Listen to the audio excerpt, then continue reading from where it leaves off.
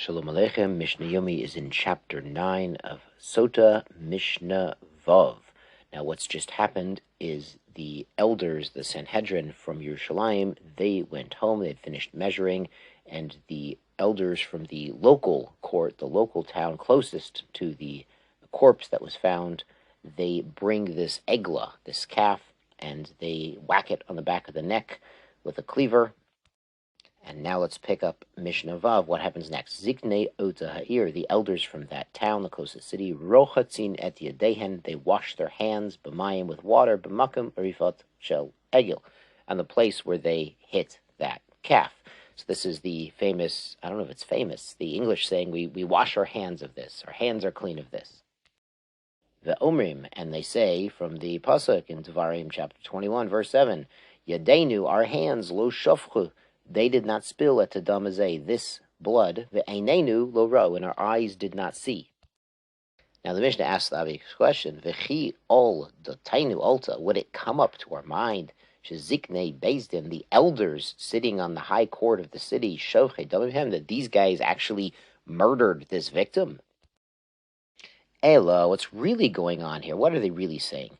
Shelo va liyadenu, this man did not come to our city. Ufatranuhu below mazon, and we sent him away without giving him a meal. We were hospitable. We gave him a meal. They're saying if he came to our city, he would have gotten fed. Everyone who comes to our city gets fed. And the worry is if this man came through town and no one would feed him and no one would give him hospitality and lodging, then he might become desperate and, God forbid, try to steal something and maybe was murdered because of that, or he was too weak to fight back against bandits. V'lo reinuhu, and we didn't see him, it means we didn't see him v'hi nachuhu below Levia, and we let him just go through town without giving him some sort of escort, or at least ask how he's doing and if he needs anything. And Levia is this word escorting, and famously Avraham Avinu, part of his hospitality was escorting the guests, bringing them in and also walking them out. Famously in Vayera, by the angels, brings them in and walks them out, and also Vayita Eshel Beber Sheva. Avram planted an Eshel, Aleph Shin Lamed, which is an acronym for Achila Shtia Levia. So it was not just eating and drinking, it was also escorting and asking how someone's doing and being hospitable. And the Mefarshim say one of the intentions here is if potential attackers see that a man comes to town and people are talking to him and friendly with him, they're less likely to then later attack that same person because they see he's part of society. The Kohanim were there, say, Kaper la'amcha Yisrael, atone for your nation, Israel, asher padita Hashem, that you have redeemed Hashem. Ve'ol titen dam naki b'kerev amcha Yisrael. Don't put the burden of innocent blood on your nation, Israel.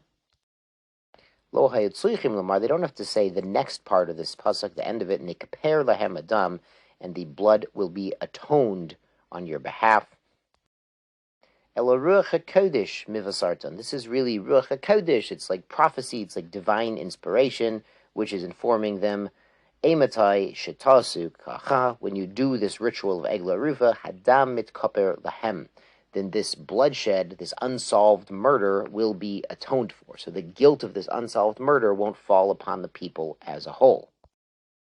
Now it's interesting, one of the indirect functions of the egla rufa ritual was to get everyone together and publicize the fact that there's an unsolved murder mystery. So if anyone saw something, with any witnesses or any leads, that would come out and they'd be able to investigate them, which leads us to Mishnah Zayin. Nimsa hahurig, if they find the actual murderer, ad shalon erfa egla, before they whack the calf, teitzei v'tirei be'eder, the calf goes back to the flock. It's not like a korban that's been makdish, that's been sanctified. It can go back and resume its normal egla life.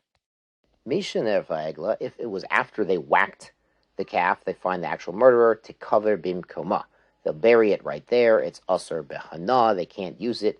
She'al sofek bata mitchilata, because it came to atone for a sofek, for we don't know who done it. And what happened when they did the arifa was kipra sveika, this doubt has been atoned for halcha law, and the guilt, the burden, is off of the people.